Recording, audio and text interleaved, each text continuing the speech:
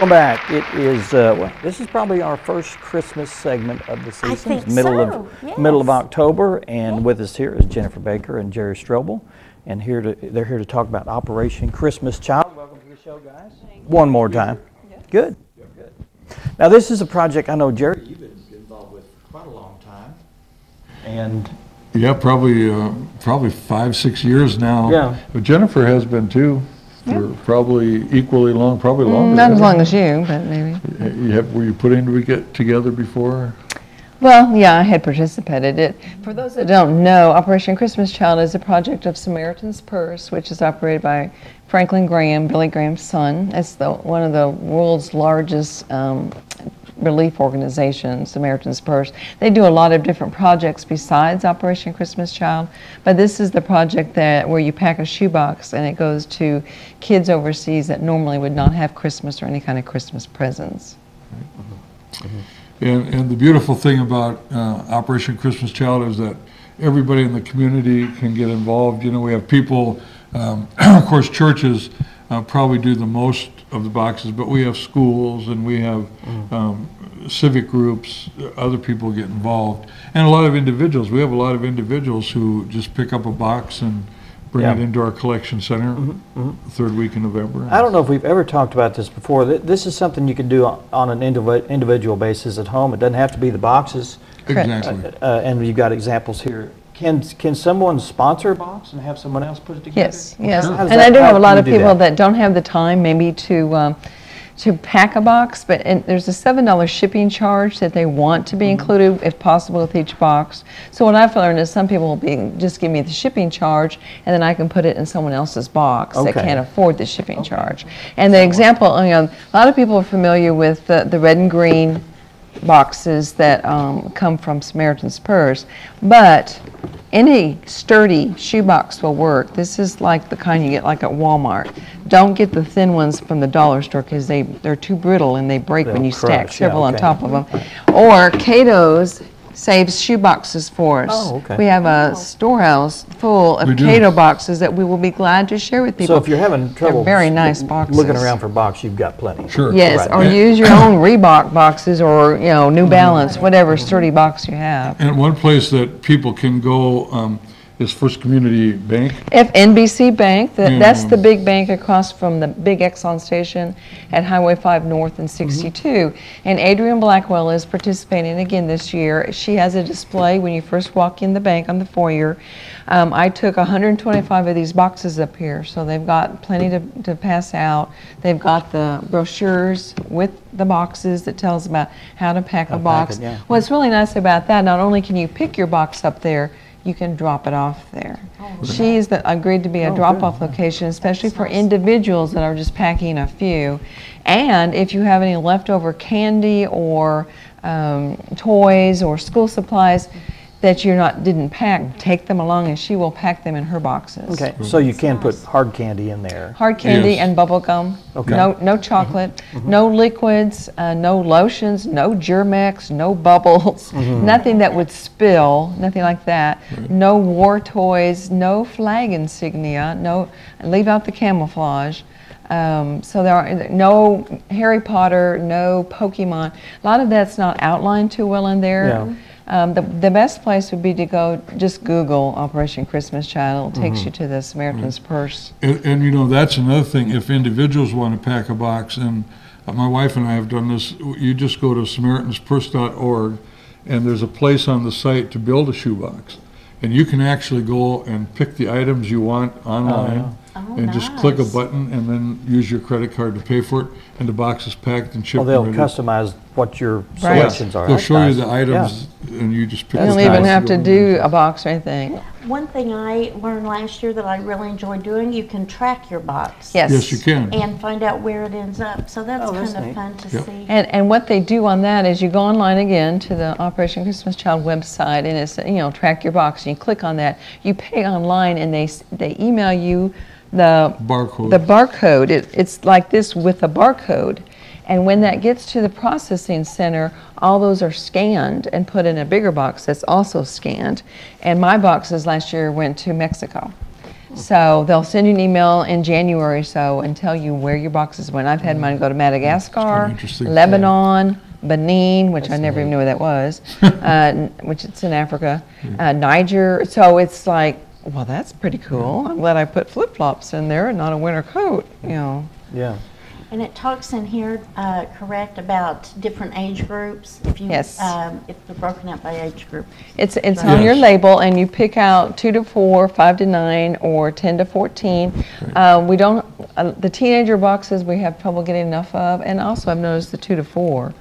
We don't always have enough of. So if you can pack the older or younger ones, I know a lot of people will pack a box based on the age of their own children. So like if they have an 8-year-old, they'll go and they'll pick, you know, let's pick about, you have an 8-year-old son, go pick toys for an 8-year-old. So that makes the kids realize that Christmas isn't all about them. It's about giving and helping others also. Well, and that's the thing, when I got to go a few years ago on a distribution trip where we actually gave them out in Ecuador. And one of the things that is important is those children aren't, I don't know how I should say this, they're not like American children.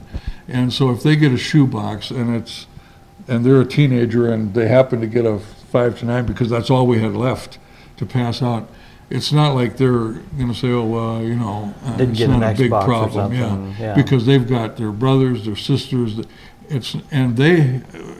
of the things that delights them is to get something in their box that they can give to somebody else because they want to be able to give for Christmas, and they don't get the opportunity to give because they've never had anything to give. So one year, I know a lady was telling about a bracelet that fell in the box, and this boy got it, and he was just all delighted because he had a gift to give his mother for Christmas, which he wouldn't have been able to do. So the mindset's way different, you know, than we think of here in America. But it's a wonderful opportunity, and we're going to between 110 and 120 different countries now.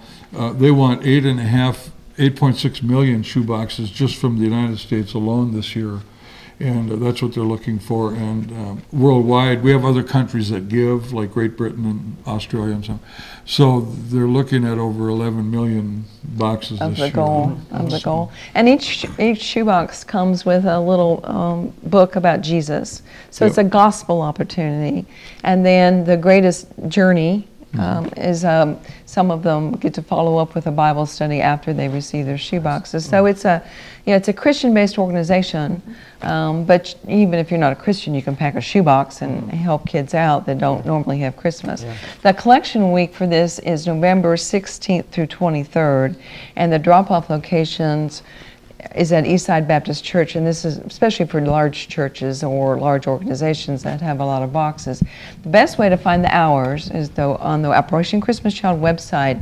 You can put in your zip code and it'll bring up the drop-off locations with the hours, because it's mostly like in the afternoons on these days. So, but if you just have 1 or 2, just take them to the bank. Another thing I want to mention is Hobby Lobby is a partner this year with Operation Christmas Child.